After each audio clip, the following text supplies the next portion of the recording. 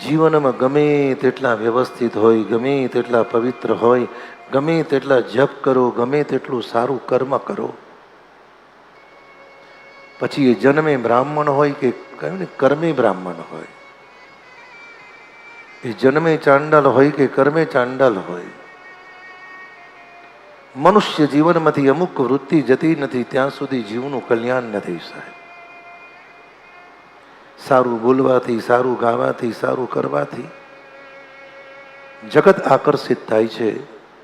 પણ ભગવત શરણાગતિ સિવાય તો ભગવાનની કૃપા થવી અશક્ય છે સાહેબ.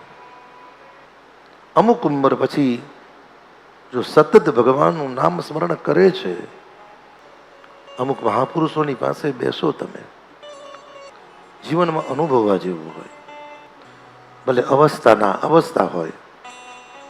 ઉઠાતું ના હોય, બેસાતું ના હોય, કશું કરાતું ના હોય, આસન પરથી ઊભું ના થવાય, પણ નામ સ્મરણમાં એટલી બધી તાકાત છે સાહેબ કે સમય સમયે ભગવાન, તમારે જેની જરૂર છે ને, સમય સમયે ભગવાન એવી વ્યક્તિને મોકલી દે કે તમારે જેની જરૂર છે વ્યક્તિ આવે, તમારું કામ કરી દે અને પછી બી આ જાય.